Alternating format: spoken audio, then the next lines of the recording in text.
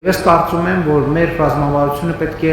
զարգանա այդ ուղղությամբ առավել կենտրոնանալ 3 հիմնական գործառույթների վրա, որովհետև իմ կարծիքով երբեմն չի արձանագրվում, տարբեր մեկնաբանություններ են լինում, քննարկումներ են լինում, ազգային անվտանգության ծառայությունը ինչու է այս հարցով զբաղվում, ինչու է այն հարցով զբաղվում, ինչու է այս զեկուցում, ինչու է այն զեկուցում, եւ մոռացության է մատնվում, որ կարևորագույն գործառույթներից մեկը սահմանադրական կարգի պահպանությունն է, բայց հիմա ես ուզում եմ մեր ուշադրությունը հրավիրել մի հանգամանքի վրա, որը ըստ էության հիմա բացահայտվեց առաջին հերթին ազգային անվտանգության ծառայության ջանքերով։ Ըստ էության այն մարտահրավերները,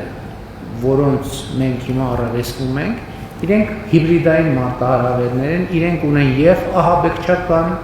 ահաբեկչության հատկանիշներ, եւ սահմանադրական կարգի խախտման հատկանիշներ, եւ հակահետախուզական բնույթի հատկանիշներ։ Եվ ես կուզենայի, որ աշխարհում հիմա շատ է քննարկվում բոլոր երկրներում հիբրիդային սպառնալիքների համակարգը, եւ ես կուզենայի, որ մենք այս 3 գործառույթների կատարման համատեքստում մեր ընկալումները նույնպես ընդլայնեինք, որովհետև հակահետախուզության գործառույթում մենք սովորաբար հաշվի ենք առնում եւ քրեական օրենսգրքի տրամաբանությամբ արձանագրում ենք օտարերկրյա հատուկ ծառայությունների հետ կամ օտարերկրյա հատուկ ծառայությունների կողմից հավաքագրված անձանց օրենքով սահմանված պատասխանատվության ենթարկելը եւ ընդ որում վերջին տարիներին այս առումով աննախադեպ բացահայտումներ են եղել, որոնք իհարկե մի կողմից լավ է, որ բացահայտում են, բայց մյուս կողմից նրանք խորը ցավ են պատճառում, ամեն դեպքը խորը ցավ է պատճառում, որովհետեւ մենք առերեսվում ենք աներևակայելի իրավիճակների, որ սովորական մեր սովորական ընկալումների տրամաբանության մեջ չի տեղավորվում։ Բայց վերջին տարիներին մենք սկսել ենք աշխատել եւ ավելի լուրջ պետք է աշխատենք մի նոր, ոչ թե նոր, այլ թարմացված ինստիտուտի, ազդեցության գործակալների ինստիտուտի վրա, որտեղ չնայած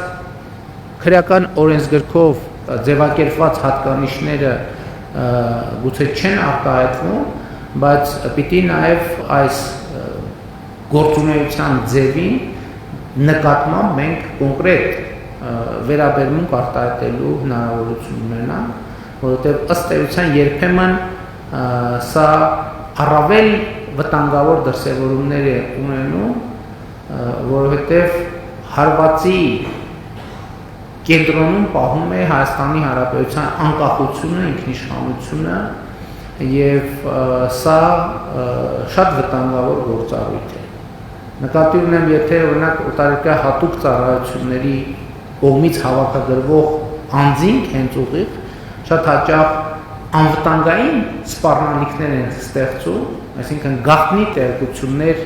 փոխանցելու օտարերկրյա հատուկ ծառայությունների ազդեցության գործակալների համակարգը հիբրիդային սպառնալիքների համատեքստում թիրախավորում է մեր պետությունը, մեր ինքնիշխանությունը, մեր ինքնուրույնությունը, որը ընդ որում արտահայտվում է Հայաստանի Հանրապետության քաղաքացիների սեփական երկրի ճակատագիրը որոշելու իրավունքի, իրավասության, ազատության համակարգը կասկածի տակ դնելով եւ քայքայիչ գործողություններ իրականացնելով։ Մեր երկրում այսօր տեսեք երևույթներ կան, որ ընդ որում մենք այդ երևույթները շարունակաբար հանդուրժում ենք, բայց աշխարհի ուրիշ ոչ մի երկրում նման բան չի հանդուրժվի։ Ասենք օրինակ Հայաստանի Հանրապետության քաղաքացիություն չունեցող անձինք Հայաստանի Հանրապետությունում կարող են քաղաքական գործունեություն ծավալել։ Ընդ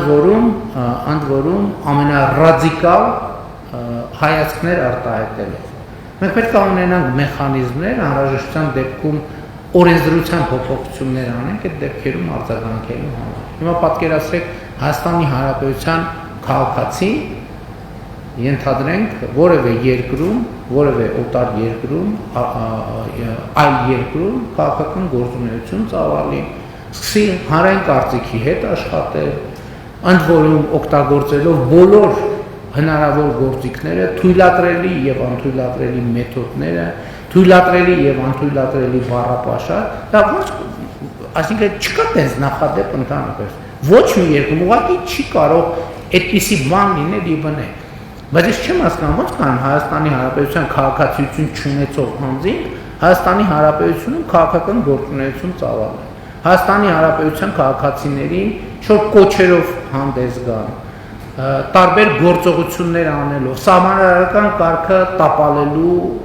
ուղղված կոչեր հնչեցնեն եւ այլն եւ այդպես շարունակ։ Սա աներևակայելի եւ անթույլատրելի բան է եւ ես որպես Հայաստանի Հանրապետության վարչապետ չեմ կարող նման բան հանդուրժել։ Ընդ որում էլի վերջին շրջանի իրադարձությունների համատեքստում գիտեք ընդհանուր առմամբ շատ է լինում եւ հաճախ է պատահում, որ մեզ մեղադրում են բավարար կամք եւ բավարար խստություն չունենալու մեջ։ Ես այդ մեղադրանքները երբեք չեմ կիսել, որովհետեւ ես երբեք այն կարծիքին չեմ եղել, որ մենք պետք է անգնենք ով սխալ ձևակերպում արեց, ուրեմն կամ լեզվի սայթակում թույլ տվեց, կամ էմոցիոնալ ինչ որ մի բան ասեց, այս կամ այն իրադարձության ազդեցության ներքո մենք պետք է սկսենք իրավական ընթացակարգեր մեկնարկել եւ հետապնդման գործիքներ կիրառել։ Բացարձակապես այդ կարծիքին չեմ եղել երբեք եւ այդ կարծիքին չեմ նաեւ այսօր։ Բայց մյուս կողմից շատ կարեւոր է բոլոր այն դեպքերում, երբ որ ակնհայտ է, որ հայտարարությունները չեն կրում սպոնտան բնույթ, էմոցիոնալ բնույթ եւ հատում են քրեական օրենսգրքի սահմանները, բոլոր այդ դեպքերում Հայաստանի Հանրապետությունը, Հայաստանի Հանրապետության իրավապահ համակարգը պետք է արձագանքի եւ նաեւ ազգային անվտանգության ծառայությունը որպես համադրական կարգի պահպանության ոլորտում լիազոր պետական մարմին պետք է շատ էֆեկտիվ, արագ արձագանք տա իր գործառույթները լիարժեք կատարելու համար։ Բայց իմ արձանագրումը եւ իմ այս խոսքի առանցքային նպատակը օգտվելով ձեր բոլորի ներկայությունից ընդգծելն է կատարված աշխատանքի որակը եւ արդյունավետությունը եւ բոլորիդ շնորհակալություն հայտնելն է Հայաստանի Հանրապետությանը ձեր մատուցած ծառայության համար, ծառայությունների համար եւ ինչպես մինչեւ այժմ հետագայում էլ կառավարությունը բոլոր պայմանները կստեղծի, որպեսզի ազգային անվտանգության ծառայության արդյունավետությունը բարձրանա եւ ազգային անվտանգության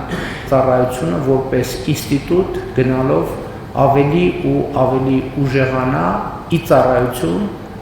եւ ի բարօրություն Հայաստանի Հանրապետության պետականության նրա ժողովրդի քաղաքացիների եւ ապագայի։ Շնորհակալ եմ։